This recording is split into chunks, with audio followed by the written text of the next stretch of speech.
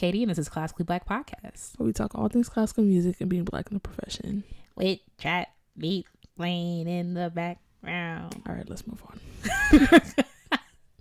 Can't even let me be great, like dang. I mean, you do something similar to that pretty much every episode. It's the only time I'm not allowing you to be great. Wow. Meanwhile, you was great last Sunday at your recital. A recital? Yep. Girl, when I tell you, I should have live streamed it. But you know what? I want nothing from you. Because, listen, so there's this like glass case where they put posters in or whatever outside of our school, and it has like all the student degree recitals like through a certain date.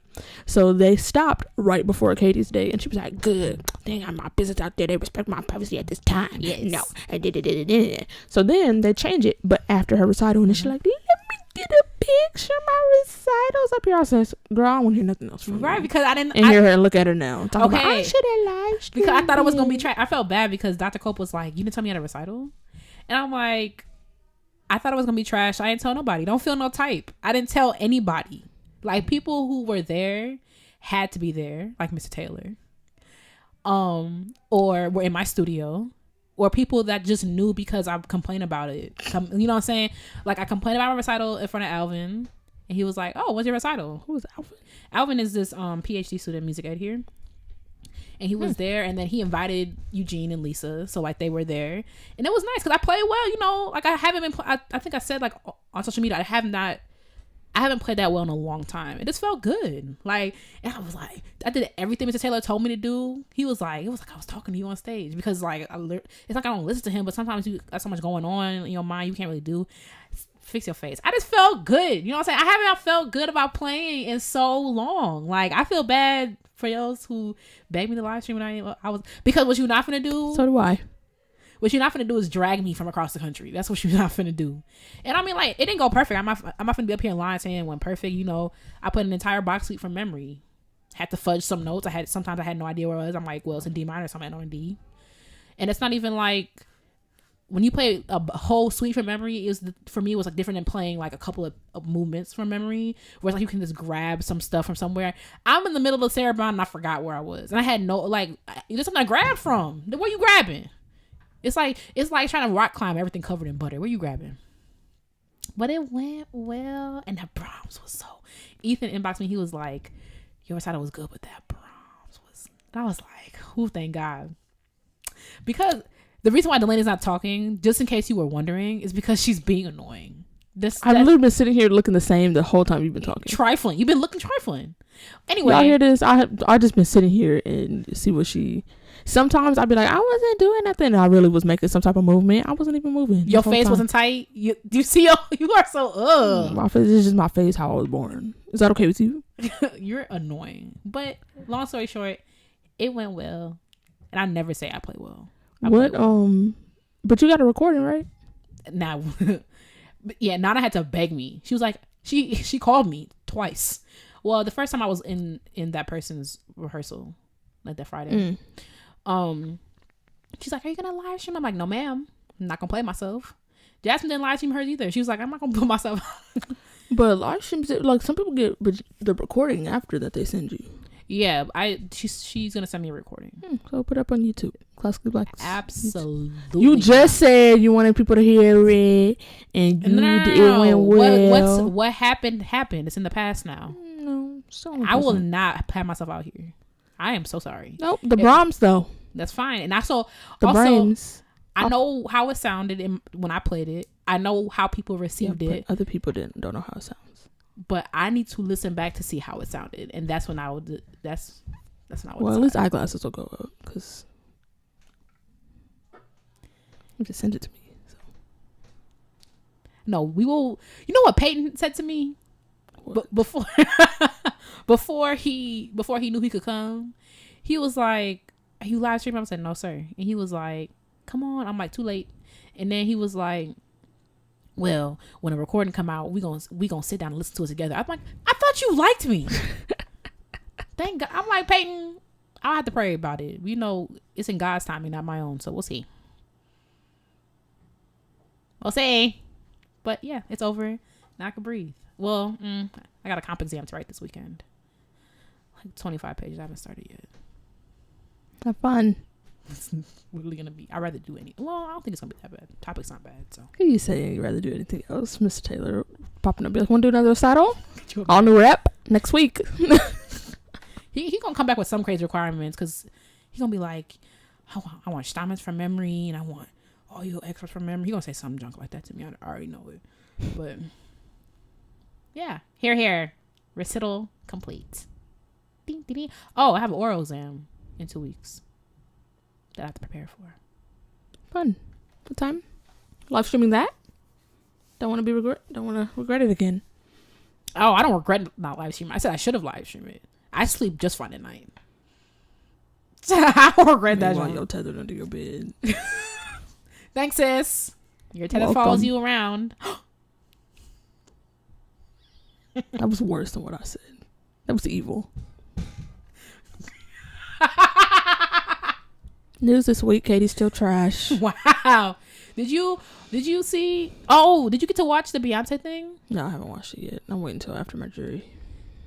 Yes, you can enjoy it. Yeah. I felt that. I mean, I still won't be able to. I really should just wait until the school year's over. That's the only way I'm going to be able to enjoy it. Mm-hmm. But, yeah, maybe I will wait. Because I'm going to see Little and I'm going to see Avengers. Oh, are we going to see Ma? It don't look that scary. I'm not going to see that. I want to see that. Especially after you just did that. Like, I'm on edge right now. So. Are you for real? Follows me around. You know how many times I walk back to girl my place at 2:00 in the morning from here on a dark street? Okay. I realized yesterday that I'm finally over the fact that my tether is not hiding in my closet.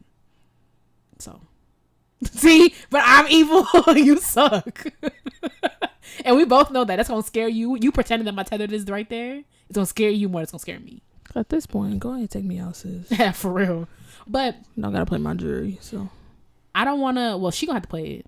She gonna be in there like.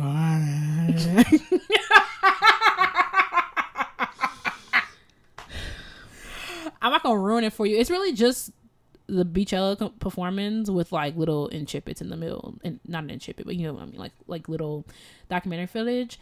And one thing that stuck out to me. You finished it? I didn't finish it. Oh. I think I have an hour left. But one thing that she said that stuck out to me, she was like, I'm the first Black woman to headline Coachella since its existence. First, I can't remember if she said first Black woman or first Black person. But either way, look how many people that could have done it before Beyonce. You know what I'm saying? And she was like, and I'm going to black it up. That was one of her exact words, but she was like, everything about that performance was so Black. Shout out to the HBCUs. Lift Every Voice and Sing. Like, everything about it was incredibly Black. And I just hope that inspire. It's a little different, I feel like, because it's like classical music, but it's like, I hope that inspires you girls out there. Like, you don't have to change. We come into these white spaces and people want us to change. They want us to act a certain way, and this is how you should act in classical music. Like, take notes from nobody. Take notes from Beyonce. She goes to Coachella, which is a white experience, and she's completely herself, and she's singing the Black national anthem, and half the white girls in the audience have no idea what's going on. And it's like, you be your authentic self wherever you are, and you belong where you believe that you belong. She went to Coachella and she didn't just do whatever. Like, that's why I be at Eastman. I speak the way I speak. I do what I do. You know what I'm saying? I be like that Brahms, I hit that genre. You know what I'm saying? It's like, you don't have to change yourself to be in these spaces. And I'm like, that, I thought it was an incredible lesson. I was like, go ahead, Beyonce. She was like, I could have put my little flower crown on, but she's like, she knew what time it was. And I'm like, that's exactly right. Like, we're in these spaces and we are here, and ain't nobody gonna tell us that what we have to offer is not good enough, or doesn't belong, or isn't appropriate. So take a look.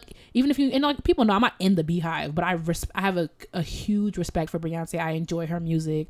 I was living when she was performing. I'm just not in the Beehive just because I don't have like the way Kid Fury and Crystal stand. Like, I'm not like that for anybody. I like Cardi B. I'm in the Barty gang. I think I said that before. Who has time? But yeah, news this week. Okay. Well, oh, you're so irritated.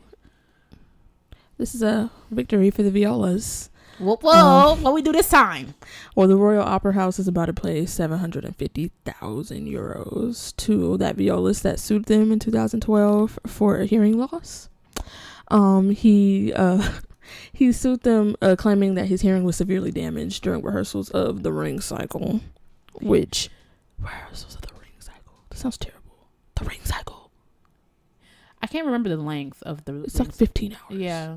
Like, and it's Wagner, so it's everything, and like the whole time. So they had no, what happened? What's the details of that? Or like they didn't have no shields up? I guess not. He said that he was exposed to unacceptable noise levels as a result of an 18-member brass section being positioned directly behind him in an orchestra pit. It says that likening the decibels to that of a jet engine right behind your ear for multiple rehearsals and concerts. He didn't have no earplugs?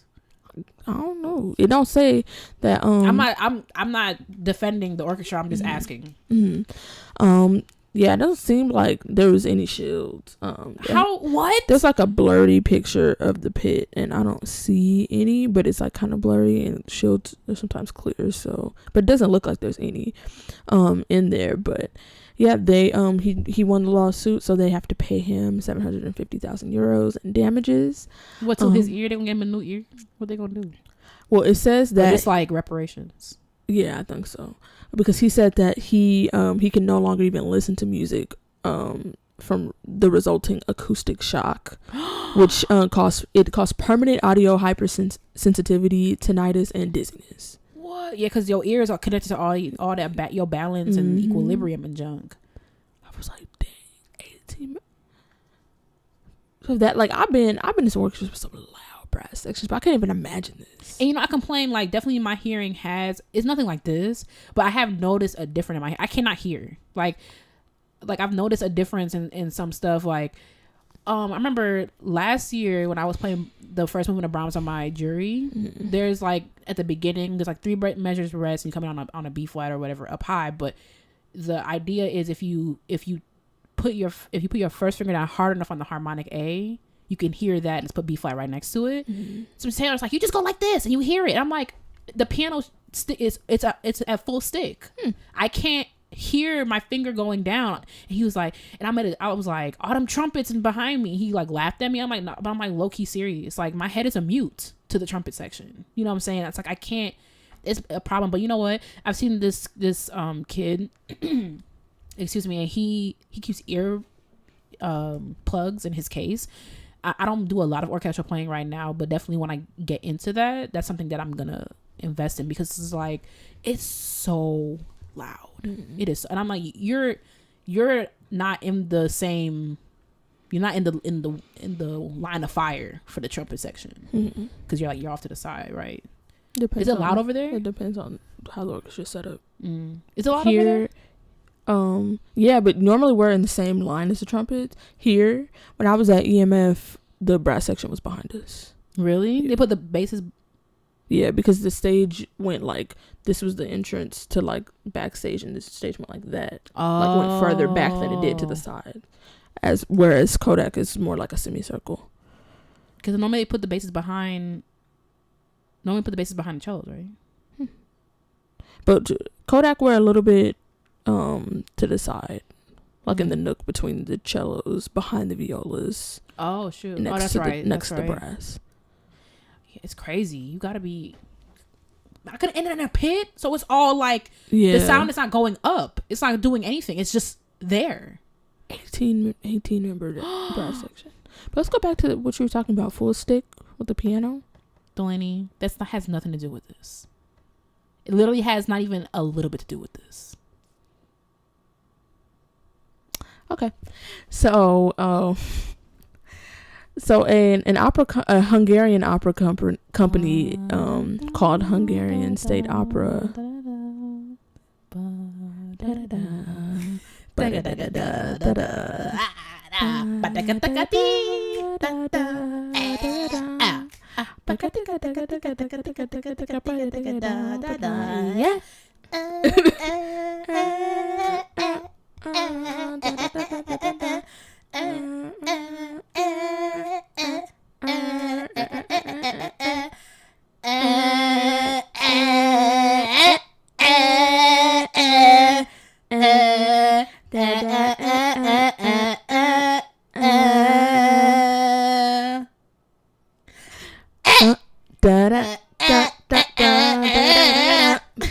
Did not have to do that. I was gonna be like, I should just keep talking, and then I was like, well, I know this, so I might as well. People are like, what did they do? My bad. So they're I guess they're under fire because they presented a performance of George Gershwin's opera Porgy and Bess, which is supposed to be performed by an all-black cast. What they do. Apparently, they allegedly asked their white Hungarian singers to sign a paper saying that they identify as African American. I'm ready to go. I am packing up. Podcast over. Catherine. I'm not gonna sit here with somebody who's lying to me. Catherine, it says right here, The Guardian. I mean, maybe is this a satire article? Y'all are incredible. Is this? Y'all are absolutely. Is this The Onion? Well, they first put on the opera a year ago, which led to a disagreement between them and the Gershwin estate. The Gershwin estate, not just some random people who think you shouldn't be doing what you're doing. The Gershwin estate said their estate stipulated that the opera should only be performed by a black cast, and they were like, "Well, we in Hungary, so we don't have no black people here. Go find some black people." And I'm sure there's black people in Hungary. Y'all are so problematic. Ugh. Listen, the paper that they were asked to sign read, "I, the undersigned, hereby state that African American origin and identity are an inseparable part of my identity. Inseparable. Because of this, I am especially glad to be able to perform in George Gershwin's opera, Porgy and Bess." What do you even look like asking somebody white to sign it? And how do you look being white signing it? Exactly. You reading this and you're like, yeah, my great Meemaw on Noah's side when he built the ark. Yeah, she was black. Like, what? You sound dumb. All right. So what they doing? Basically, the estate suing them? I mean, yes, you can. Yeah, I don't know. It all it says is that the director, which his name is very Hungarian, and I could not possibly. But actually no. His first name is Sylvester. It's just spelled very Hungarian because it's Szilveszter. The second Z, huh? Sylvester. This is literally someone's heritage. I mean, culture. What? I mean, that's what it says. I mean, but it's two Z's. So. I mean, I guess it would be easier if I had an accent, but actually, his name, it just looks more intimidating than it actually is. It's Sylvester Okavox. Hey, Okavox. All right. Well, he declined to comment. Of course. And he included, I guess he gave a little bit of a comment to the Guardian, but like didn't want to get too much into it. But this is what took me down. Well, the other things took me down, but also this. He said, "What color is black on the Pantone scale? One of Barack Obama's grandparents was white. Do you think it would be right if he performed in Porgy and Bess? And would you remain calm if you paid for a product displayed in the shop window, but the shop assistant informed you that you cannot buy it because you are not black?" Those aren't the same.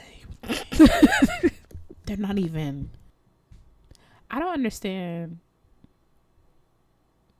why we just can't have our things. Y'all have everything. It's like, you have everything.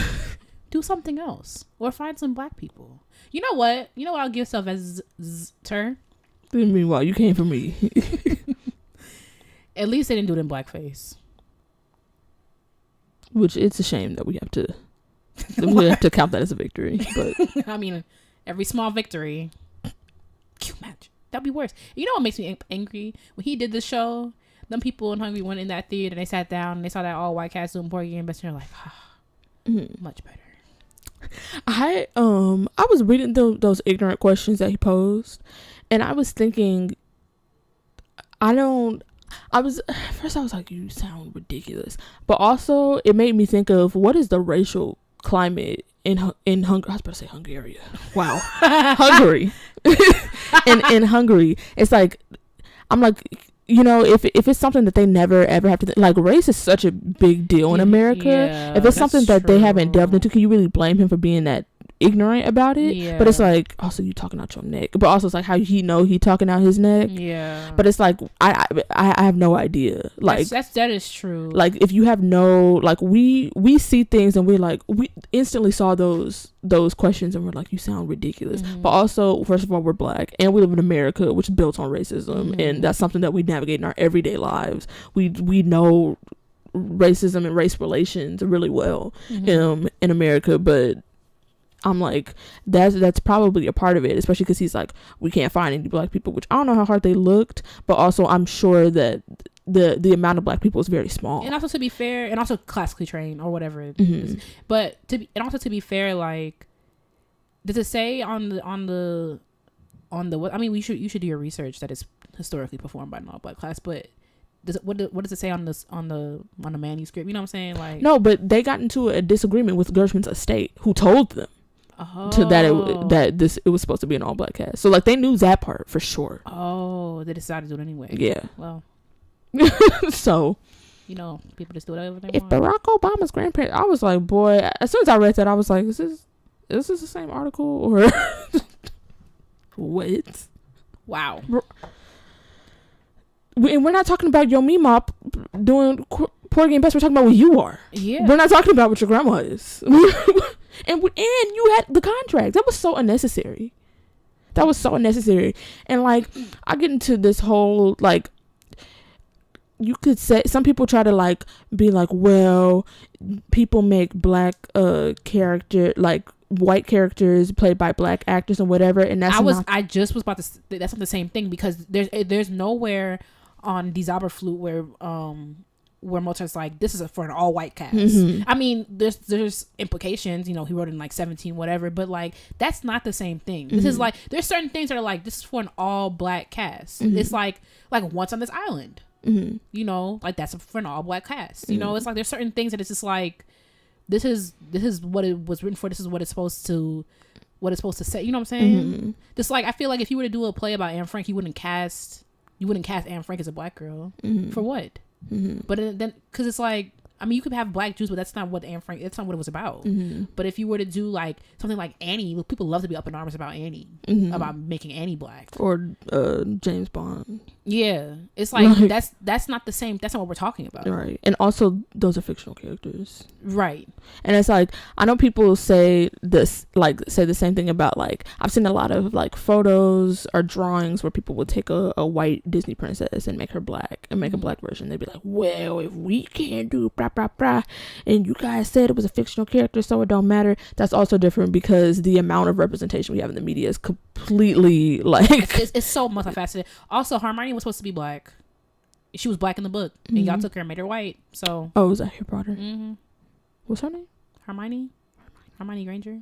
Oh, okay. The little girl. Oh, I know who you're talking about. I just never knew how to say her name. Yeah, Hermione. She was supposed to be black. The way that she was described, she was a black girl. And Hunger Games, talking about olive skin. Jennifer Lawrence. It's clear. And also, when Rue was black in the movie, she was... Okay, don't say that. Let's go down that road, sister. What are you going to say? When Rue was black in the movie, the media went up in arms. Meanwhile, she's literally described as a black girl. They were probably talking about what's her name? And she was actually described as like dark-skinned black girl in the book. They're probably thinking about what's her name? Hermione. That's how you say it? The girl who... They're probably like, oh, they'll surely white her up for the movie. Hopefully. Right. For our viewing pleasure. Oh. Yeah, so that's what they're doing. The trash. They're not sorry. So, as usual. So, what else is new? Nothing. Let's go to intermission. Slavery, get over it. Happened already. We're not sorry. Okay, so we're gonna play a little game called Over Under, and I'm gonna tell you. I'm just gonna give you some little things, and I want you to tell me if it's overrated or underrated? Okay. Or appropriately rated. What? Or appropriately rated. Is that an option? That's not an option. Why not? I don't know. Okay. We'll It's just this over. I don't know. As best as you could classify it into either one. Yeah. Okay. Either one. Okay. So we're sorry. We'll see. Give me saying moderately rated. Just follow directions. And Dalanie has not seen these. Yeah, I just realized that. Okay. So the first one is Java's. Now, Java's is a coffee shop that's right next door to Eastman. It's literally a Ponzi scheme because I spent way too much money at Java's. Because, like, you have, like, an hour and a half break. You'd be like, I might could go get me a little something to hold me over. And they got cookies and all types of pastries. And then they be having these sandwiches. Those sandwiches are ridiculous. They're so good. Because I'm like, Java's got sandwiches and they have like a bunch of vegan. They don't have a bunch of vegan options, but they normally have a few. Yeah, they normally have like 2 vegan sandwiches. Yeah. And, out of like 14 sandwiches, it's pretty good. And a lot of times one of the salads will be vegan as well. And they got vegan sriracha mayo. It's like a dip. Like, it's like. Oh, that's vegan? They have a vegan sriracha mayo, and then they have like other. Regular one. They have other. Mayos. Oh yeah, I get the Chipotle mayo. Yeah, they have other mayos as well, but like the only vegan one they have is the sriracha mayo. Okay. They have sandwiches. Like, it's a cool little hangout spot. We were just there yesterday. Mm-hmm. So Java's overrated, underrated. Overall, I would say it's definitely not underrated. So I'd have to lean towards overrated. You think it's overrated? Yeah, the sandwiches are really, really good, but you know how I feel about Java. Their sweets, I've never ever had one that I like. Besides that pumpkin, you had the pumpkin chocolate one. That pumpkin, but in the grand scheme, how many sweets they sell there? That's true. They sell so many different cakes, pies, cookies, cupcakes, Rice Krispie treats, all that stuff. All of them have been really, really gross. And I'm not a like a coffee snob. Like, all coffee pretty much tastes the same to me, except for like sometimes when you get like if I have coffee with like just some sweetener and some milk, like of course that doesn't taste as good as like if I had a flavored sweetener. Mm-hmm. My mom is so extra. We went to breakfast and she bought at Java's? No, at Jim's on Main, and she bought a medicine bottle full of flavored coffee creamer from home, Los Angeles. Because she was like, I just want my coffee to be. I was like, are you kidding? I was like, you thought that far ahead? You could leave Lisa alone, because Ina definitely rode up to Rochester with them little individual pack cups of coffee creamer. See, but my mom has those. Why not those? I just really said a medicine bottle. A medicine bottle.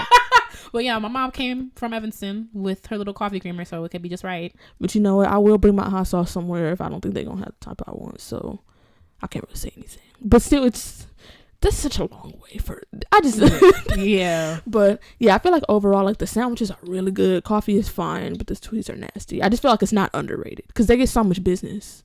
Mm-hmm. And everybody at Eastman goes there. Yeah, I would say just for the purpose of the activity, I would say it's overrated because I like their drinks. It depends on who makes them. Like, my chocolate stitch yesterday was not good, and when I saw that girl, I was like, oh, this must be a mess, and was. I mean, it wasn't nasty. Also, I chewed gum before it, so like I chalked it up to the game. But they have nah, you know what? I'm gonna say it's underrated because they have a lot of vegan options. I care about that kind of junk. They got all types of. They got almond milk, soy junk milk. Is right. All right. They got almond milk, soy milk, and oat milk. And they have, when they are there, they have like vegan brownies, vegan cookies.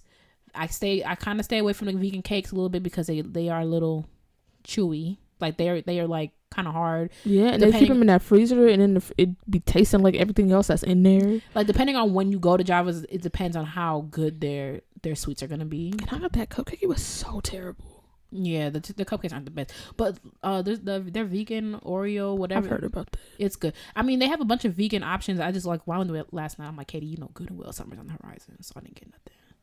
But okay, let's move on. 3LW, overrated or underrated? What is 3LW? You don't know 3LW? I'm getting real tired of your broken promises, looking at the thing. What made you think of that? Well, that's so random. These are random. No, I'm not the. I don't know. You don't know? Say it again. That's the only thing I know. Like, I wouldn't even recognize that. Really? I mean, I know that song. And you only knew the promise. Yeah. And I'm mad you said it like that, because I would have known it had you not said it like that. But overrated, underrated. You have no opinion? No. 3LW, I would say they're underrated. I think they were pretty good. But I think the Cheetah Girls are like... I should have said the Cheetah Girls. That's what I should have picked. Okay, let's just move on. Kelly Rowland. Overrated, underrated? I guess underrated. I don't know. I have a strong opinion about Kelly Rowland, especially because in connection with Beyonce, it's like, what can you really do at this point? But I feel like some people say like she could have had just as big a career. I don't think that that's true. Beyonce's a megastar. Yeah, I don't think that that's true, but I do think that I mean, Kelly, like some of I remember the pictures, I think it was at Beyonce's baby shower or some of them. I'm like, she looks gorgeous. Like I feel like, yeah, I would say underrated. Yeah, I think she's underrated. I think she's definitely like a really talented singer, like excuse me, different than Beyonce, but really super talented. She wrote that, what's that song that came out a couple of years ago? Dang, it's gonna kill me. But yeah, I think she's underrated. She's beautiful. Like she at the Beachella performance tore it up. And she's always mentioned in relation to Beyonce or in relation to Destiny's Child. I just don't think that's fair. But I mean, but that's what she's famous for. That's what she's famous for. So I think she's trying to make a name for herself. I don't know if she's still trying to. Probably. I don't know what she's up to. Okay. Little Einsteins, the TV show. What are these? I thought they were gonna be music related. We were getting there.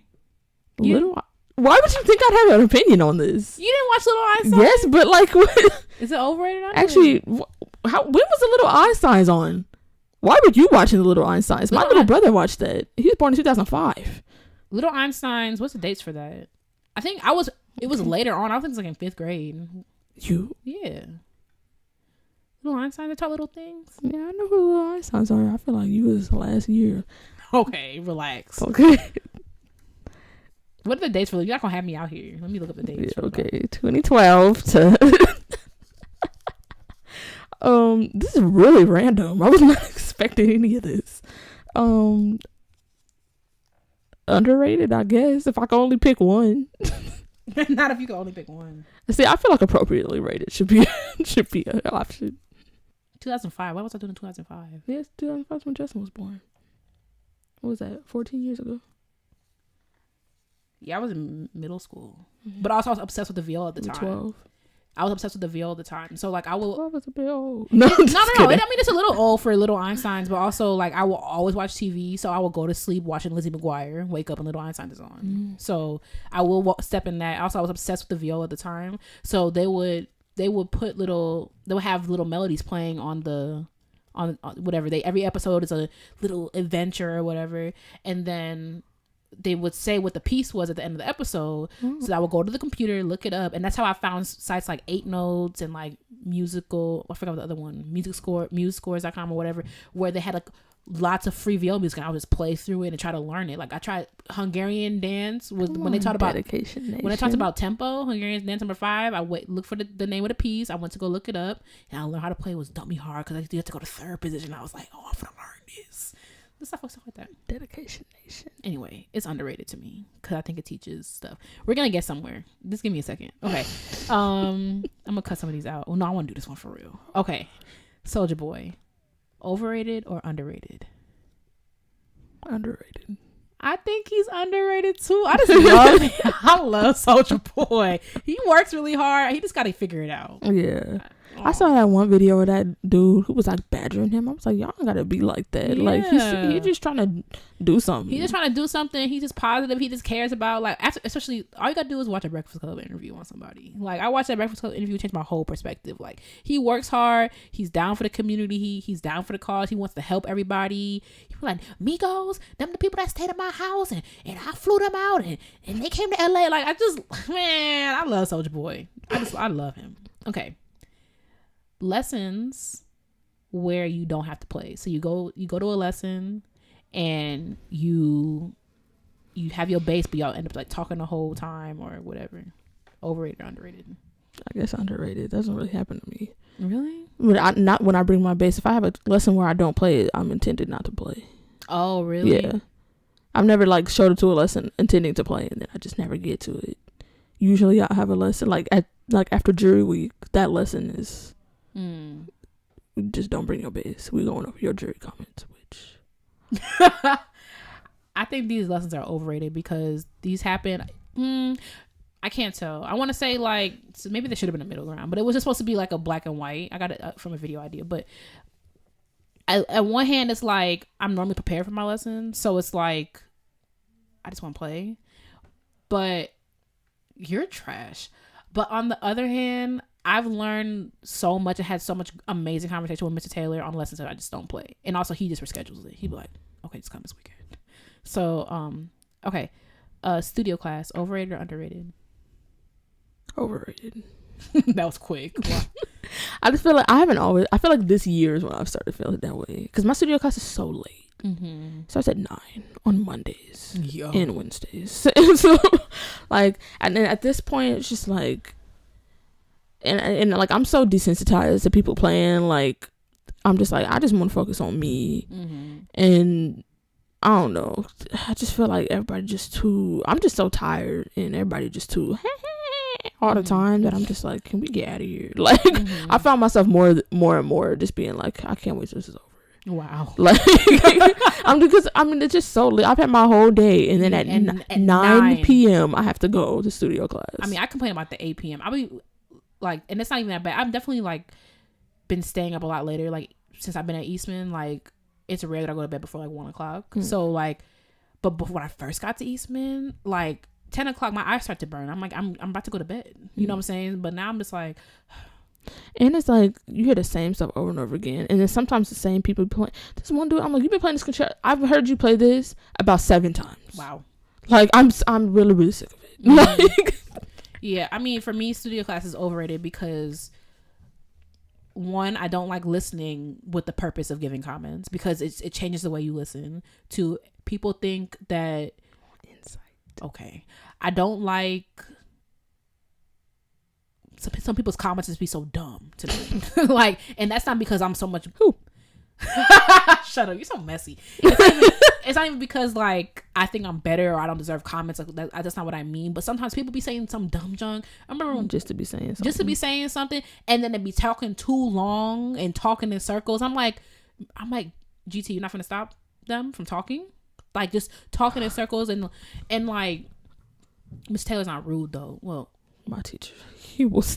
Yeah. That's why I rarely speak in studio class because, like, if he don't agree with what you're saying, he'd be like, "Well." Yeah. My teacher from undergrad would be like, "Well, Right. He will interrupt you with the quickness. Yeah. Miss Taylor just like, Miss Taylor's not rude, so he's gonna be like, yeah.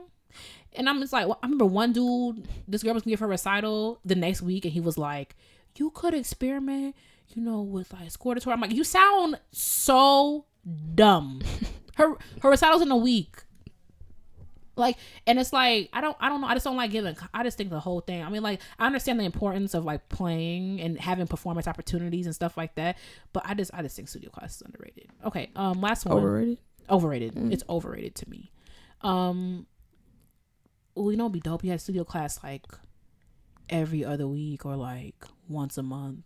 I feel like once a week. Like we usually have twice a week, but I feel like once a week is good. But just because if we had it that like that spread out, so it would be so much longer. That's true. It would be so much longer. And he also does other studio classes. Like I remember he does freshman studio class sometimes. Every now and then he'll be like, well, freshmen come to my studio on a Sunday afternoon and we have another studio class just for you guys. I used to like that. My teacher did that once in undergrad where it was just freshman studio class. It's nice. Yeah. So, especially because it spreads people out, so it's not like 8 people trying to play on one day. I don't know. I think I don't know. Okay, last one. Your instrument, overrated or underrated? Underrated, for sure. Because so many people they'll even hear me play and be like, I've never heard a bass play like that. I'm like, you know how far to the bottom I am in the realm of bass? No, seriously, in the scope of like how well bass can be played. Like I feel because I'm in it. I've seen amazing things done on the bass. People are like, oh my god, you could do that. I'm like, this is nothing. Yeah, this girl who I really like her. She's great. She's hilarious. She came to my recital. She was like, Dalanie was amazing. I've never heard classical bass played like that. Like it was so good. And I'm like, yes, Dalanie did really well. But it's like, how is this the first time you've heard classical bass being done this well? You know what I'm saying? Like that was like crazy to me. in the same, I think VO is underrated. I think that whole like let's make VO jokes thing is so dead to me. I'm just like, we're grown, and it's like everybody's not grown. I understand that, but it's just like you understand that like you literally, if you just have the top and the bottom, like you have a sandwich with no meat, no jelly, no nothing, like that doesn't make sense. Like the cracking of the viola jokes, the violas can do so many things. Like it's like it's a full bodied instrument. It can play up high, it can play low, it sound mellow, like it's comforting. Like I mean, in this whole thing, like there's like not good violists anymore. Like that's definitely not true. There's violas that smoke me on a daily basis. It's like it's just dead. Like viola is underrated for sure. Let us know if you agree with what we said, overrated, underrated. You got any other things you want us to comment on? Let us know. classicpodcast@gmail.com, and we are moving on. Okay, y'all. So today we got a little interesting topic. Well, it's not. Okay. So as most of you are aware, rapper Nipsey Hussle was shot and killed. What day was that? 31st. The 31st. Oh, yeah. So it's Sunday? Yeah. So 2 Sundays ago, shot and killed in front of his store, the Marathon in LA. And to be honest, I was on Dalanie. I don't really know.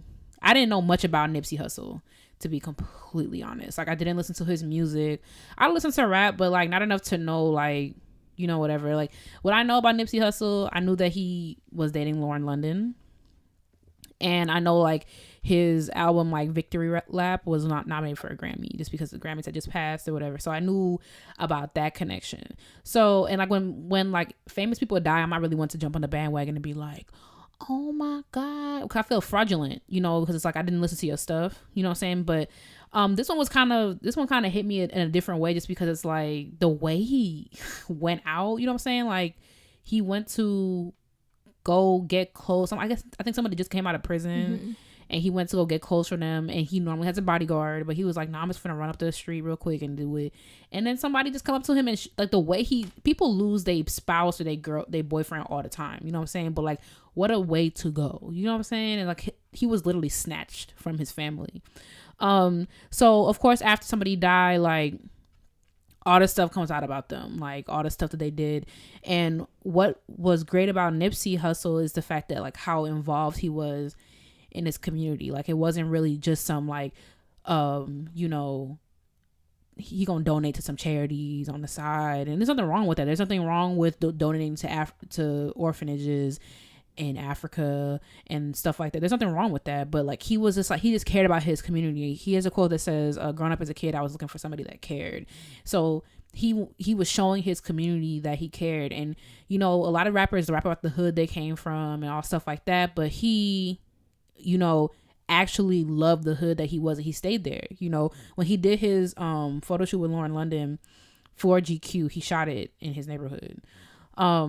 So like, stuff that he did, he started a company called Vector 90, which is a co-working space that also doubles as a STEM center. You know, like, there's a huge push for STEM, excuse me, for students. So he started a center. He paid for funerals, people who was privy to gun violence. A lot of people know that the day after he was killed, he was supposed to meet with the police commissioner to talk about gun violence. He renovated elementary schools. He renovated a roller rink in his community so kids have somewhere to go, repaved basketball courts, renovated playgrounds, provided jobs for the homeless. So like, you can really see, like, in his work, he loved the neighborhood that he lived in. He ain't just rap about it. So this idea, one thing that it says is, like, after he died, you know, one thing that Lauren London said at the funeral, I didn't watch the funeral because, like I said, I didn't know him. And also, like, I just don't, after my grandfather died, I just don't do funerals. So, but I did watch a clip of Lauren London speaking, and the last thing she said was, like, the marathon continues. So his family is trying to continue the work that he did. So it made me think about this idea of legacy. We have a lot of the music that we talk about is old dead people, and it's so interesting about the legacy that they leave behind. So just using something so tragic but also so amazing, like he's done so much good work, and it's going to continue on. Today we're going to talk about a couple composers, and the legacy that they have left behind and the implications that it has for classical music. So Dalanie was charged with everyone's fave, Wagner, Voggy Vog. We all know the Wagner's trash. But yeah, what you find out, Dalanie? So basically, the main thing with Wagner that sort of brought his whole anti-Semitist ideas like to the public was the essay that he wrote called Jewishness in Music. Obviously it was in German, but I lost the German, how to say that in German, but it translates to Jewishness in Music or Judaism in Music, something like that.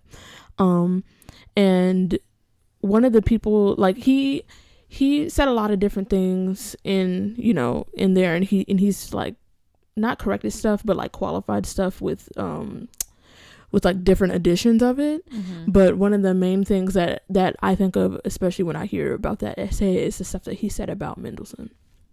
So yeah, Mendelssohn was Jewish, and this is a quote. He said, Mendelssohn has shown us that a Jew can possess the richest measure of specific talents, the most refined and varied culture, without even once through all these advantages being able to bring forth in us that profound heart and soul searching effect we expect from music. Wait, hold on. What? Yeah. That was the main quote from that essay. That was like, meanwhile, Mendelssohn bothered no one. Mm-hmm. That was basically him saying that, and he said this in different ways throughout the essay, was that, some of y'all are alright or whatever, but you just don't have what it takes to, like, you just don't have that heart-wrenching aspect, that connection. Y'all don't have none of that. And I feel like there's some parts of the whole anti-Semitic aspect of Wagner's legacies that came after Wagner's death. Mm-hmm. Just being a composer that Hitler took a liking to and all that kind of stuff, and so he became sort of like a figure for that. Yeah. And a lot of people say that, like, oh, he gets a worse rap than like what he actually said or did. He's still trash. However, yeah, but it's like, however, that didn't come out of nowhere. Exactly. That wasn't just like, oh, Hitler heard a Wagner symphony or a Wagner overture one day or something and was like, oh yeah, I like this, and then everybody was like, oh, Wagner, blah, blah, blah. Like, yeah. No, he published stuff that contributed to the legacy that he has. Like, it's not like just some random thing. And in other things that he said about Mendelssohn, he said that his conducting was flabby and colorless, and a composer, and Mendelssohn as a Jewish person was outside the pale of German art life, and therefore couldn't like accurately represent German nationalism. And so basically, I guess because he was Jewish, he wasn't able to do that sort of thing. But it wasn't just Mendelssohn, it was a lot of other people. Yeah. But I feel like Mendelssohn was the most prominent composer that I guess surprised people. Mm-hmm. That Wagner was saying all this stuff about. Especially like someone like Mendelssohn, who's like a really great composer, one of the greatest ones, and he just sounds and that doesn't even mean anything. Like, this doesn't even mean anything just because, okay, he's not heart-wrenching or whatever to you. Exactly. What? And that's the problem I have with Wagner. The way he writes and the way he like carried himself. First of all, Wagner won but like 5 feet tall, and he acts like it. You know what I'm saying? That's the first thing. Secondly, the way he writes, he's like, we should combine all the art so we have like the supreme art, and that's the way it should be done. It should be like this holistic experience. I'm like, meanwhile, we've been doing just fine. While he thinks like the symphony is like obsolete and like it's old fashioned and stuff like that. Right. Nobody's sitting down and listening to the ring socket. You exactly. Put that away. Like, no one, I'm like, I cannot, it's even like saying it out loud is like, how did he not hear himself sound foolish? Like, people like different things. Like, mm-hmm. why should we throw away string quartets and symphonies and all that stuff and just go to the theater and watch an opera so we can listen to singing and orchestra at the same time? That doesn't make sense. And why is this chalked up to Mendelssohn being Jewish? And I think it's one thing if you don't like Mendelssohn's music, but that is like, how is that something that's affecting his writing and his composition, and something that like you can, as a composer, you can look at his scores and listen to his music and you can dissect it and you know all that kind of stuff. So why is it like, oh well, he doesn't understand this part of the orchestra, he doesn't use these instruments for what they're supposed to be used for, or in a way that utilizes their best features or the things that they do best? Because we've talked about that before, where you can tell when composers can't write for your instrument. It's not like you're coming for things that he's done with, you know, from an actual musical standpoint. You're like, no, don't do it for me because he's he's Jewish. So, and that's like definitely stuff that Black people have faced all the time. You know, it's like, well, they trash because they Black. And that whole thing about him saying that he can't connect to German art life because he's Jewish, that reminds me of what we were just talking about sis. Our kids can't connect to classical music because they Black, which it doesn't. And that's a conversation for another time, because we finna dive into that. But it's just like, y'all just sound so freaking slow. You know what I'm saying? It's like, I don't know. I won't even say like it's because I'm Black I can see it this way. It's like I feel like most people can see that. Like, you really like be like, oh, this symphony is trash because Mendelssohn wrote it, and instead of being because he's Jewish, instead of being like, why can't you just be like, you know, Mendelssohn's trash? He could have just been like, Mendelssohn's trash because A, B, and C, and never mentioned him being Jewish. But it's like he has so much hatred in his heart that it's like, oh no, I'm just gonna write the whole thing off because he's Jewish, right? And one of the things that, like, something that I read said was that, I mean, the reason why he did it was because he was threatened, and Mendelssohn had such a huge influence at the time that in order for Wagner to try to make, you know, room for himself, he had to basically destroy or slander Mendelssohn and his legacy. For what? Why don't you just write good stuff? You just like, well, I'm gonna slap a sharp on that and put a tremolo over here. Only one sharp? Okay. Just one? I'm gonna slap 7 sharps on that. Right. And add a tremolo here. And some 16th notes here and some brrr here. And let's go ahead and slap on a quadruple forte.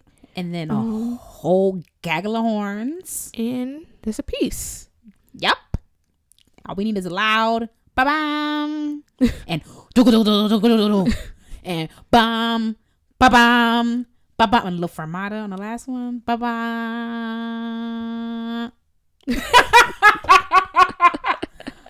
I think for me, when I think about legacy when it comes to Wagner, it's very difficult for me to be like, oh, Die Meistersinger is good, or like Tannhäuser is good, because to me his legacy of hatred and like bigotry overshadows anything that he could possibly write. And every time I see his name come up on a rep list, like for an audition, I'm just like, ugh. You know, like having to learn Tannhäuser, not only is my arm falling off, it's like, ugh, and this hateful, I was gonna say something. What are you gonna say? And this hateful dude. This hateful dude? And this hateful dude. Don't do this. Don't do this. First of all, this episode's already very long. Okay. I just also want y'all to know that he was also salty because he probably was salty because he sent like, Mendelssohn. How often was he really showering? He sent Mendelssohn a copy of his C major symphony, and Mendelssohn left him on red. So what a king! And he was like young, like Wagner at the time was 23. Mendelssohn was also only 4 years older than him, but what a king! But he sent him. But Mendelssohn already by that time was like, he's Mendelssohn, and so he sent him a copy, and Mendelssohn never replied. So I mean, he probably just like add it to the pile. For real.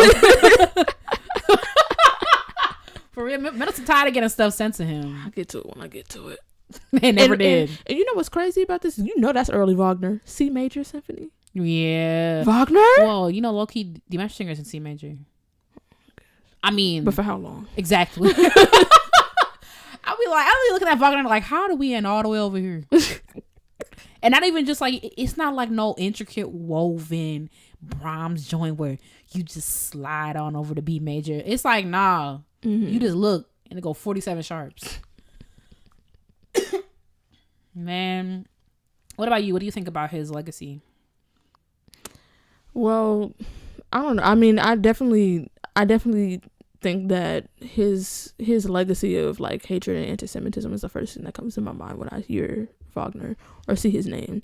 So at this point, I don't know. I feel like at this point in time that we're in, it's more like prevalent. Like people care more because we've been programming Wagner for the longest, and we'll continue to program him. Exactly. So I feel like it depends on like the person, but like for me, that is the first thing that I think of, and it's not even like I'm saying like that I'm not recognizing the whole thing with his music being attached to that even more so than he meant it to be, because of how popular he was with Hitler and all that kind of stuff. Like I get that contributed to it. However, it didn't just pop up out of nowhere. So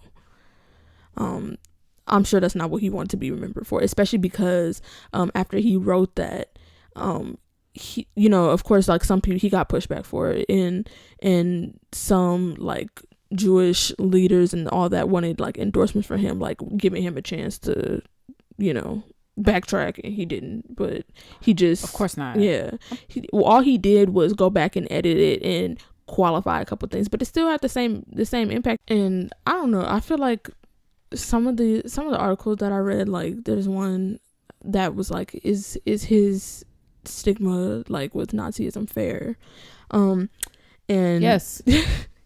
And they literally contradict themselves. Like one of the subtitles is guilty by association, and they were like, well, his music, was it perverted by the Nazis? No. Or did it just, you know? And but then the two sentences later it says, it is incontrovertible that, like many Germans of his day, Wagner was virulently and unapologetically anti-Semitic.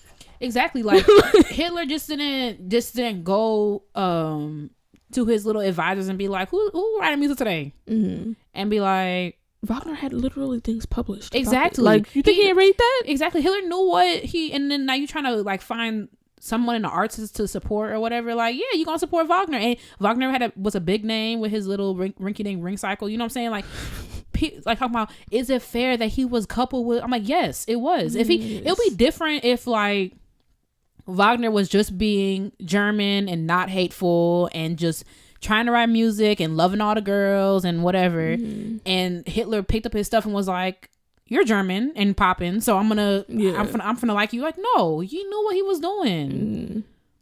Nah, he's trash, and I had a trash legacy, and I feel like enough people don't see that. I feel like in classical music there's such a loyalty to the repertoire that you don't take a step back and be like, this is hurtful to people. And I feel like because it's been dominated by like white men for so long, and then white people, and now it's slowly changing. Like you said, the conversation's changing a little bit, but it's like Wagner's hurtful to a lot of people because the same stuff imagine if like there was black people involved in this as well. You know what I'm saying? Like, he's hateful, and not no poor little Wagner. Like, nah, you trash, dog. Period. And the negative legacy don't seem to be affecting him very much, or even anybody, because like, yeah, people in classical music are loyal to the repertoire, but also outside of that, people still stepping in the name of love. That's true. So I feel like people don't want to after a whole 6 hours of people telling you what R. Kelly been up to. So exactly. Like people don't want to change, and they don't want to acknowledge certain things, and they don't want to, like, if something sounds good to them, they gonna listen to it. Like, y'all love Ignition's R. Kelly, right? Y'all love Ignition, so y'all gonna keep singing Ignition. Y'all gonna keep streaming Ignition. Y'all gonna still, it's about to be barbecue season, y'all gonna be stepping in the name of love because that's what y'all always been doing. Like, you don't care that he's hurt so many people, right? And so many young girls. You don't care about that. And the same thing with Wagner. Like, y'all should just stop programming him. And I know he's contributed so much to the operatic literature, but so has so many other people, right? You know what I'm saying? Like, I ain't got no shortage of operas to do. No shortage. And we'll be okay without the ring cycle. We'll be actually more than fine, actually. I mean, didn't homie just say from the beginning of the episode that the ring cycle caused him pain? Mm-hmm. I'm sure he'll be great never to see that play. I mean, I was gonna say we had this little ditty, a play. I was gonna say something trifling. Little skit. Little ditty with a skit. Do. Yeah, I don't know. I wonder if it'll be different if like who does a negative legacy. People protect who they want to protect. I want to say like who does a negative legacy. You know, I've heard Black people say, "How you know Bill Cosby did it?" Because he's literally admitted to it, but okay. He literally confessed. But okay. Like, why they come to the forefront all these years later? First of all, they didn't, because they came back then and it just wasn't in the news. They're just documented. And also, like, you know how crazy you look saying that America's dad raped you? Y'all have to think about stuff like that too, and how you probably wouldn't say nothing either. Y'all protect who y'all want to protect, and they care more about Wagner than they care about racism. So the usual. So what else new? When we're thinking about a positive legacy, well, we'll see. Here you go. I want to talk about Chevalier de Saint Georges. People know him as the Black Mozart, and I'm gonna unpack that. Le Mozart Noir. His dates are 1745 to 1799. He was born in Guadeloupe. His dad is French and his mom is Sudanese, I believe. Or has Sudanese ancestry. His dad moved him to France so he can get a better education. And when I tell you my man was popular, like he was like that dude. You know what I'm saying? No, never mind. I'm not gonna get into that. But you know, he was walking around, he flaunting around, he a ladies man. You know, what kind of ladies? Never mind. Whatever. He was a ladies man. He had a tremendous amount of classical training, so he was like that violinist. And actually, Mozart was like wild jealous of him because around the same time, Mozart had moved to France to see if he could establish a career there and go so well. But he saw that George was like super popular, and he was also writing a bit of music at the time, but like his main call to fame was like being a violinist. And he actually led one of the best orchestras in Europe at the time, Le Concert des Amateurs, which don't sound like anyway, which doesn't sound like whatever because it's not like the Paris Opera or whatever orchestra. But yeah, he was that person. He was that dude. You know what I'm saying? Oh, I know exactly what you're saying. So he has that legacy. So when we started to get excited about like talking about Black composers, like I feel like in like the last 20-30 years it's been like there are Black people writing classical music and it's good. Like I feel like we've been trying to search for these things. You know, he and to be fair, like Saint George wrote quite a bit of music. You know, like he wrote quite a few string quartets. He wrote a few symphonies. He wrote his best work is of course the violin concerto, just because you know that's his thing. But when it came to the forefront of like who are prominent Black composers, you know, it was like Chevalier de Saint Georges, he's the Black Mozart, and that's where I have a problem. That's where the problem begins for me, because first of all, he was already famous and he was already popular on his own, period. And more than that, more than a composer, he was a violinist. He was a fantastic violinist. And I know we're in a period of time where we're searching for works written by Black composers, but there's several problems I have with calling him the Black Mozart. First of all, Black people can exist on their own and be popping on their own without being compared to somebody white or somebody other. Like this doesn't happen always, but it's like Cause when you talk about Beyonce, you don't be like, oh, she's like a black Lady Gaga. You know what I'm saying? Like whatever that means. It's an insult to Beyonce, not an insult in general, but like Beyonce, her name stands alone on by itself. But it's like in order to like in order to find a place for black people in white spaces, you don't have to compare them to white people. You don't have to be like, who was alive at the time? Let me who can I pair him with so people can understand who he was? No, he was Saint George by himself. Right, exactly. His name. Whose name could I slap on in front of his to attribute his success to? And like what? But besides that whack and lazy comparison, it's the fact that, just to be on Mozart's side, St. George's compositions compare in no way to that of Mozart's. Like Mozart, like you put on a Mozart piece and you be like, yeah, this is Mozart, but the complexity, the innovation, the style, everything like that, it doesn't compare to what St. George was writing, period. I'm just like, he wrote and whatever, and like some people be like, he was trash. I'm like, I'm not finna dog him out. Like, he wasn't trash. He wrote his period. You know, if his symphony in his contretemps in G major goes G major, D major, G major. You might have a little E minor in there, but it's nothing crazy. It doesn't do whatever. So just to be like, he's a black Mozart to me, and then this is his legacy. If you look up like Chevalier de Saint Georges, overwhelmingly you're gonna get something about him being Le Mozart Noir, or like or I think The Color Comes First, I don't know, but whatever, like overwhelmingly it's gonna be like that, or the black Mozart, or Mozart's I'll take Mozart's contemporary because that's what he was. You know what I'm saying? But like, I just have a problem with his legacy being tied to somebody else's because you're trying to figure out how to categorize him. Or you could just say, like, this is rare. We had a black man in France doing well. And he played violin well. He composed a little bit. But this is his legacy on his own. But instead, we're burdened with the fact that, like, the only way for us in society to digest him is to compare him to Mozart. Which doesn't even make sense. It's like comparing a composition student to Mozart, and it wasn't like that bad, but his stuff is just like not his best compositions were his violin concerto because he understood it. You know, it's like, it's just lazy, it's annoying, and a lot of black people do it as well. You know, I ain't gonna say too much about that. I can tell you when the mics turn off who had a problem with that comparison, but yeah, Delanie's messy. You're not.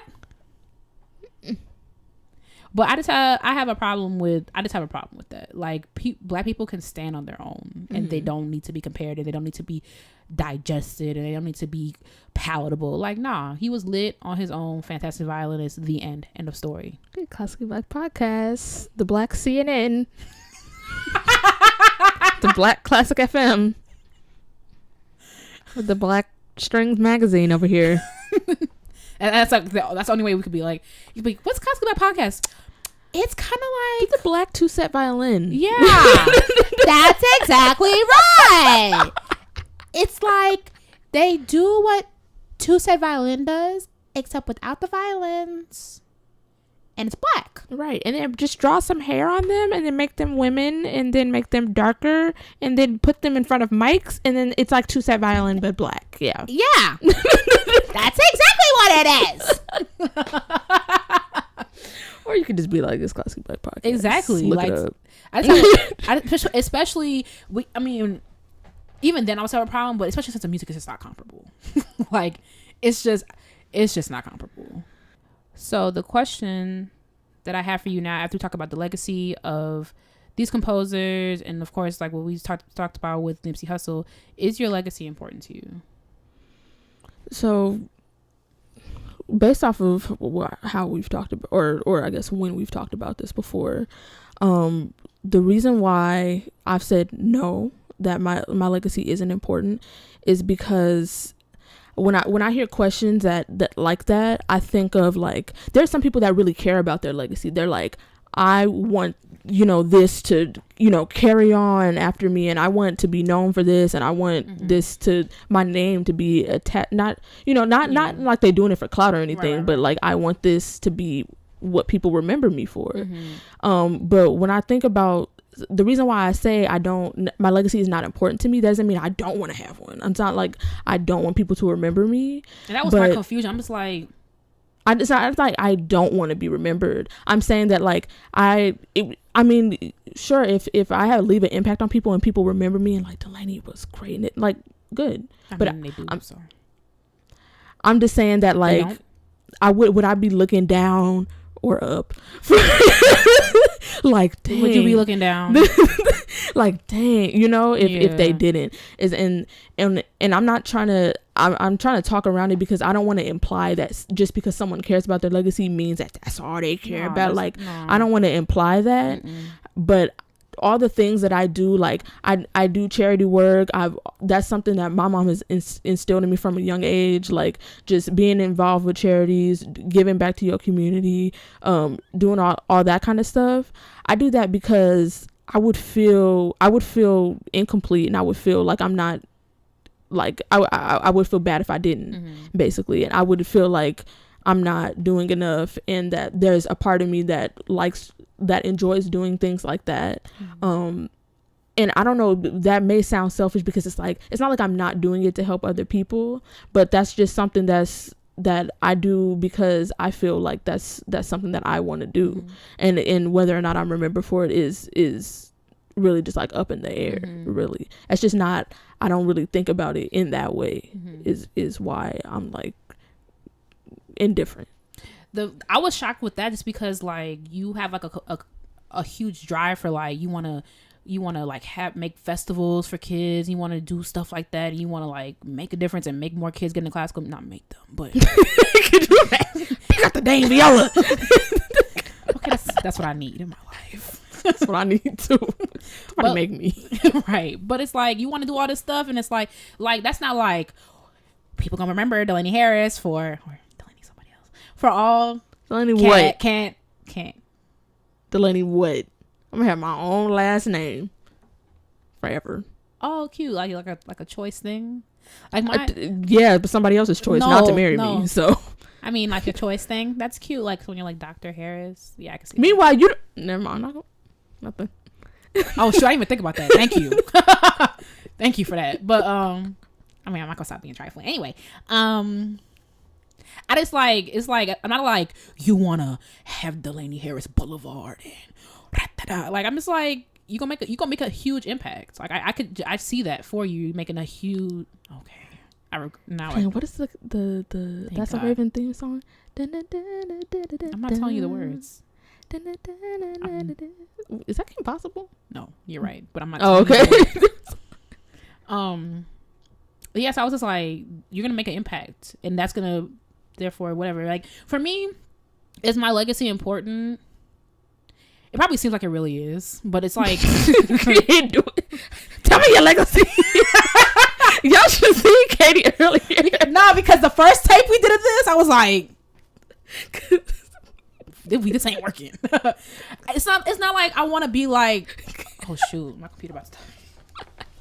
Katie, I'm gonna remember you.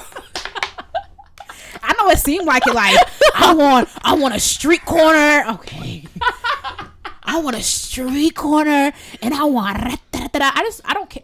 I care about my legacy and that I want to make a difference. Like I just want to help like one kid, and I actually didn't start thinking about this. Like that's not true, but I thought about it more when I started teaching public school. I went to school one morning.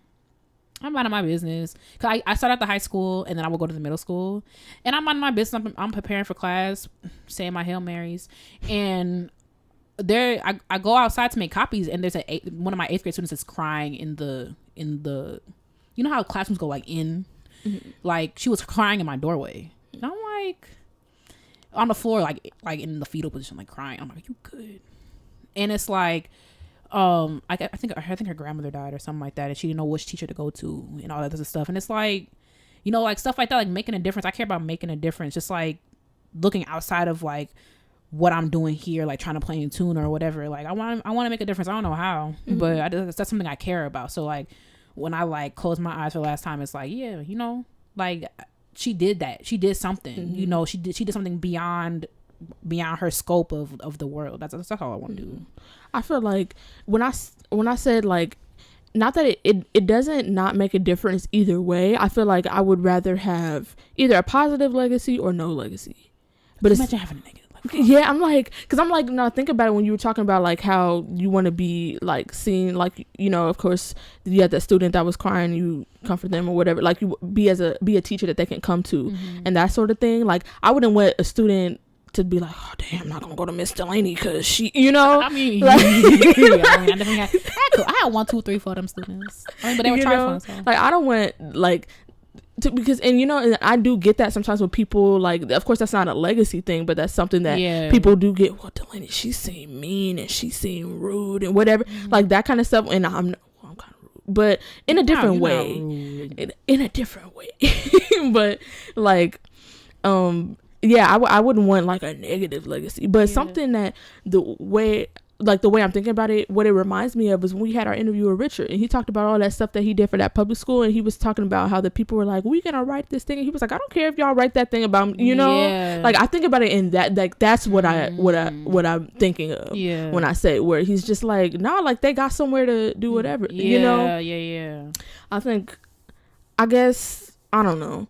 I know. I see what you're saying now. Also, like, well, Richard, I think Richard has a tremendous legacy. The fact that he turned that whole program around, even though, like, you would never know it because he literally has, like, no electronic footprint. So yeah. So I feel like in the way in which he has one, like, it's not a public legacy. Yeah. And honestly, I don't need that, nor do I really want that, to be completely honest. I don't like, like I said, like my legacy is like, I just want to make a difference. And that's the thing with the private legacy. Like he'll probably never know unless somebody comes up to him and is like, Richard, you really make, because like even the way we talk about Richard, when we're like, dang, Richard is smart, he's all these things. But like when like we don't really go up to him and be like, Richard, you're the best. Could you know? Imagine? Now they playing this back from that sort of thing. You know, like that sort of thing. And I feel like, so maybe that's, if I were to have any type of legacy, a private one would be like the type, but also I would never know because that's in people, you know. So that's why I feel like it's like and it's a weird question because it's like when I guess legacy do mean something like what Nipsey Hussle, but like just like, but even if you look at his work, you know, he wasn't going around. I feel like, was he really going around clout chasing? No, that stuff came out after. Yeah, you know what I'm saying. It's like I had no idea. I mean, do you know about stuff he was? I'm literally from where, like, that's your backyard. You know, I'm like, you didn't know he was buying kids' I didn't know shoes. the extent to just a little thing. This little stuff like that. It's like, that's the type of stuff I'm talking. That's like, I just want to make a difference. Like he made a difference. I mean, like he did bigger stuff too. Like he was in the news for Vector 90. He was in the news for, you know, he bought that, where the marathon is. He bought that whole thing. He was in the news for like public housing and stuff like that, trying to do all that kind of stuff. But like just little things like opening a roller rink for kids. Yeah, I feel like, but he's a good example of that because I feel like it's really like what he did is sort of how I'm thinking about it, because his legacy, like I don't know if he did those things because they were important to him and they were important to where he came from. And I feel like he may or may not have been thinking about the legacy aspect of it. He probably wasn't. Yeah, he probably wasn't, because most of these things only came out after he died. So like, I don't know. I feel like that's a good example of it. And it's weird because it's like, I think about my legacy and it's like, it's not like, okay, what can I do so I have like a tremendous legacy? It's not that, because when I be like, how can I make a difference? I don't be like, so someone could be like, thank you, Katie, you know, because I feel like that's kind of like, you know, it's kind of like, you know, like what can I do so I can make a difference to somebody? And like, you know, a lot of times, like you do stuff for people, they will never tell you thank you, but you know, it's like, you know, but you made a difference in them. That's kind of like what I want to do. I just want to make a difference some way, somehow. I have no idea how I'm finna do that, but like, yo, this podcast might be, okay, negative legacy. They just talk trash. Right. them girls that can't play in tune and they just sit up on the mics all day. They complain about how they can't play in tune, but if they got the mics, they could. Possibly Black legacy. Hurrah. I don't know. Like, it's like when he died, I was like, yo, like, what am I gonna be remembered for? And it's like, I don't really need to really be remembered. I don't think I really would be, besides like family and stuff, just because it's like, what am I gonna even do? You know, I don't really see what I would even like really do to be remembered. But it's just like, oh, but you know, like Katie, like whatever, like she really cared about XYZ. Or I guess I had a more like I feel like the whole distinction between like the public and the private legacy put it more in perspective for me, because before I was thinking more like, I wasn't thinking of like a lavish, you know, thing, like how Beyonce gonna have a, like I wasn't thinking about that, but I was thinking of like I wasn't thinking more of like your legacy could be just what like this a couple people think of you. Yeah, and like I know like what that. And like because I'm aware of that kind of stuff. Like I know that, you know, what some people think of me because of the things that I do with BSC and the diversity chair. Like I just don't see it as like a big enough deal to consider it a legacy. Cause I mean, like, I don't know what you finna do. You probably gonna go off and be in the Berlin Field and start all this other junk. I'm not Berlinish, remember? That was trash. You were trash for that. You are trash. That was trash. Anyway, you not like you might go in off Berlin Field, but like you already have a legacy. Be like, people be like, yeah, Dalanie and Katie started the BSC. Like that's a huge deal. You know what I'm saying? That's a huge, to me. That's a big deal. You know, like Dalanie, you have a legacy at Yola. Dalanie go to Eastman. Meanwhile, you no, but talking about you. I don't know. I just see those like like I did that. It's a fact. Yeah, it's a fact. But like, but you know, but the kids at Yola be like, well, I'm trying to be like Dalanie because she. It just it's difficult to think about yourself that way. It is. I mean, it should be difficult to think about yourself that way. Now I'm like, haha, my legacy, I ain't got nothing on me. Like, you know, kind of we know some people who think that way. Well, this meanwhile, we have everything on you, but okay. You gonna edit that out? Why? I didn't say no names. Anyway. Yeah, I mean, like, you already have a legacy. It's gonna keep being Dalanie base. God is you. That's what I mean. That is probably what it sounds like. So, root-a-doo-da-doo. That's not what I said anyway. So, that's better. You got a on there. That's the sound I want to make when I'm drawing my bow across the string. That's it. No, it's a. That's the sound. Yeah, it's nice. But that's what they're expecting to hear when I pull my bow across the string. It's nice. In my jury, they're not gonna write anything down about that. No, why would they? It's nice. But is that the sound a bass is supposed to make? Yeah, it go low. And that's it. And high. But that's the only thing. I'm not following.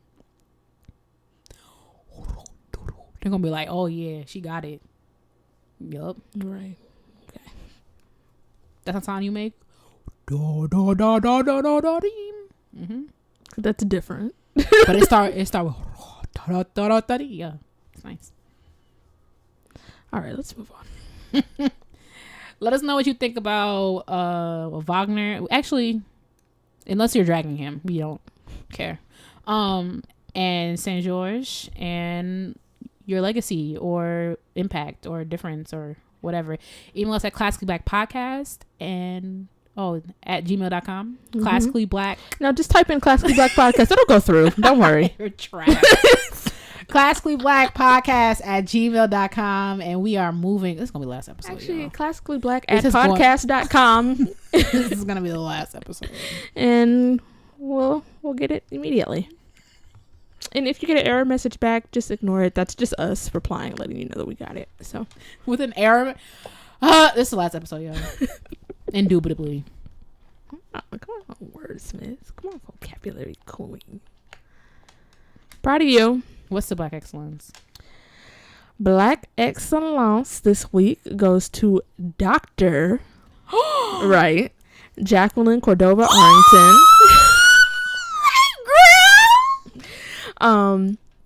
She has just been appointed to a position, a new tenure track. Come on, position. Listen, she ain't going nowhere.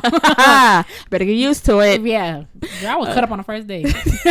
A tenure track assistant professor of flute. Tenure track. Mm-hmm. Oh, you cut up in 10 years. Yeah. Oh, okay, got it. Follow. But she has been there as they used an abbreviation and didn't say what it stood for, but it says NTTF instructor. But TTF. Yeah. NITFA. Yeah, but at the University of Oregon School of Music and Dance, apparently, so I would assume that's like something that they do, like some of the program that they have, but they don't specify that. But she was an instructor there, and then from was then she wasn't like specifically invited. She actually beat out 80 other extremely qualified applicants, but she was the most qualified, right? Qualified, but not qualified enough because she's here. So, and you guys don't deserve to be here. So, jeez. They're going up against Jacqueline. I'm sorry, Doctor. Right. Sorry. Doctor. Some respect. I mean, sometimes you just got to take your L. I mean, but she will be starting her new position starting in the fall. She's in the past she was a recipient of the Fulbright grant. Which ain't no little thing. Right, which made her the first American to study extensively with the principal flutist of the Berlin Philharmonic. Better go. You going in a lesson with the Berlin two of them? Girl, I don't even know. I'll be shaking in my boots. What am I playing for you? Is that for certain people? I ain't playing for you. Like, for what? For what? Like, nah. Especially, like, you have every excerpt memorized, and you sent me that video of the dude from LA Phil that's playing Don Juan sitting in a chair, kicked back with his legs crossed. That's what they do. No, I'm good. I'm super good on that. But her training in Berlin led her to many other successes. Of course, she's been in performances with other major orchestras, including the Los Angeles Philharmonic, the Buffalo Philharmonic, and Louisiana Philharmonic. Oh, she was up the street, right? Buffalo. Come on. And at home. She was also a fellow at Carnegie Hall's Ensemble Connect. Oh, she just Ensemble Connect. They ain't let nobody. They let no one in there. I wanted to do it because chamber music, and then you should go for it. I mean, I had a brochure or whatever, and then we were at Sphinx Connect, and then I saw Adam over there picking up a brochure. I was like, let me go ahead and put mine back. I mean, I would too. I ain't gonna hold you. I was like, he was like, girl, you don't pick up that. I was like, nah. Boy, if I don't put it back down. I'm like, Adam, you apply for every Black Excellence we go ends up being about Adam. But it's connected because she a flutist too. So. Yeah, so at least we're not even that far this time. Right. But do Adam even type his name in no more? That's what I said. I told him this, and he was like, be quiet. I was like, you type your name in and it just come up in the drop down with a green check mark next to it. Right. I'm surprised he even apply to stuff. People probably just send him acceptance letters. Right. Be like, why I apply for this? Right. Just a blanket. Right. Dang, anything we ever do, just know you're accepted. So.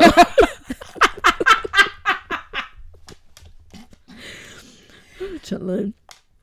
But yeah, she was in Ensemble Connect with a 2-year artistic residency for classical musicians that teach artistry, community engagement, advocacy, entrepreneurship, leadership, and of course chamber music. So she did that. She was snatching edges there, snatching edges in Berlin, Buffalo, Los Angeles, Louisiana, and now snatching edges clean off in Oregon. So congratulations, sis. I feel like we should start like an edge control brand. That's true. You can really, and she's here in her picture looking gorgeous with her hair wrapped up, and she has her own edges wrapped up because you don't want. Why would you blow your own edges exactly off? That's dummy embarrassing. Like you so sickening to yourself. Like I remember we're going back to Adam, but I remember Adam, he posted on his Snapchat story he got a haircut, he shaved his hair, and I was like, dang, you just snatched your own edges off. He was like, Dalanie. I mean, because at some point, and all them notes wafting, he's flute, so he's wafting back. Oh, shoot. Well, now you get up from your chair in the practice room and you wonder why it's confetti coming down. Right. Nope, that's your edges. Dang, I wonder what it feel like to be like you snatching your own edges. Right. One of these days, an edge control company gonna sponsor us. They should. And we should, what we should do? We should make one of them, like, how you can have, there's like edge scarves where you just tie it on the front. Right. Which I highly recommend ladies not tying down your edges, because when you tie down your edges, they get all wrinkly. Just get a good edge control that you could just lay your edges without having to tie them down after, because they're gonna get all like, like they look wet. Like what? Like, you know what I mean? Like they get all like wrinkly. They look like wrinkles. Yep. Your edges get wavy. Like you lay them down and then they get because you tie them down. Get a good edge control so you don't have to do that. But we can design that, and then it can come. And then it can come with the edge scarf, and we could like sell them at concert halls. So people gotta tie their edges down before they go inside. Yup. That would do terribly. if we sold them at concert halls, because Oh yeah. Because in the grand scheme of things, how many of our listeners will be at the concert hall that we're at selling them? Could you imagine? We gonna now some 80-year-old white lady. What's this? Oh, it's an edge scarf. If you want to tie down your edges before she could be. What are edges? First of all, this is a wig. I've been bald since 1982. Oh, we should sell wigs. Oh, we should do like a collab with Jaleisha. Selling wigs. I really need to do a collab with the tuner. Yeah, good intonation. Once I throw in the towel. All right, once I finally come to the realization. Once I do that, I'm just thinking that I still got like the tiniest bit of fight left in me. So I still have fight. I have way more fight in me now that I had last semester. So I have so much less. Way less than I thought. Like I thought I was near empty last semester. Really? What a walk in the park. Last semester? It's gotten so much worse, but you know, neither here nor there. But yeah, all the way back to Jacqueline. Right. Proud of you, sis. All right, congratulations. Gather them girls, tell them they're sharp. Right. Shatter their hopes and dreams. They'll never be as good as you. It's not the type of teacher I would want. Could you first of all, you're not talking to me no type of way. Could you imagine you walking your lesson? Well, first of all, I just want to say, I want to preface this lesson with just letting you know that no matter how good you get, you'll never be as good as me. So, all right, tune up. I mean, but you should still try. But but for what? But okay, right. How terrible. Proud of you. Or not, but you know. All right, congratulations to her. Do you have a piece of the week? I do. Oh, it's not even trifling. So just the way you said it. Sound like Erykah Badu. Low-key got bars. You heard that riff? That was a good little riff. I mean, I can't hold the tune in the bucket, but that riff went. So I was talking to Jasmine about Telemann. And Telemann low-key slept on. I think because he gets wrapped up in Bach. Mm-hmm. So it reminded me of this piece. He wrote a series of fantasias. I think there's 12 of them. Originally for violin, of course, but made better by the violas. And it's the number 7, the Dolce movement, the first one. Da da da da da da da. Damn, I'm not gonna be able to find this. He's Telemann stuff is low-key hard to find. I put a YouTube link. Oh. He was doing a lot in the video, but that's fine. Oh, the person playing it. Mm-hmm. He had no shoulder rest. Violas, never mind. I don't know if there's violas out there. He's probably playing a period viola. Is he? I couldn't remember. Probably if he ain't no shoulder rest. Mr. Taylor, I'm about to graduate, so it don't even matter. But Mr. Taylor was like, he usually makes you play an entire box with no shoulder rest. I'm glad I escaped that. Now I'm flinging my viola across the room. You dropped it. That's what I thought when you turned your viola like upside down and did like that. It was under your arm. I was like, could you imagine she dropped it face down in front of everybody? That was after the prelude. She has so much to go. I would leave it there and then walk off stage. I would. You gotta bend over. I gotta pick. And now my bridge over there. I would leave. I'm a grad student. I would leave it. If my viola, it didn't even fall. It fell face down. I would leave it. And I would leave. And you would see me walking down Gibbs in the dress. Okay, as you're leaving, your ponytail falls off as well. What the hell? See, now the recita's over so we can joke about this kind of stuff. I'll tell you, me and Katie backstage before we take nothing serious. We were backstage before playing Eyeglasses, playing around with the notes, like, I mean, like, oh, what if this happened? And like playing the raw intervals and intentionally attitude double stops. And I was like, this is now. You said the very next thing we do is this. Like, and we're playing, and we would have the audacity to be big mad if we went up there and tanked it. That's me, because it's put it in perspective. It's like, yeah, it's like there's nothing in between now and when we go on stage and play this. Like, it's the very next thing. Well, we play all day, so literally in rehearsal. I'm sorry to talk about this in rehearsal. So every rehearsal starts 15 minutes late because we sing it at a quarter of the tempo. And then start beatboxing and twerking. Literally. Like instruments aren't in the. Thank you so much for listening to Classically Black Podcast. Don't forget to like us on social media at Classically Black Podcast. Don't forget to email us piece of the week suggestions. People do that? No one's done that yet. I feel people want to be surprised though. Like, what are we gonna pick? Black excellence. People do. Yeah. Black excellence at Classically Black Podcast at gmail.com. And we will talk to you on next week. All right, bye y'all. Gang gang. Okay. We gonna see y'all when we see y'all. Gang gang. Episode's Shout over. out to y'all, the listeners. What day y'all? The episode is over. Well, I mean, you can keep going. I'm leaving. I know. You're leaving? Yep. It's still recording. Yep. That's fine. But it's still going. Okay. She's actually leaving.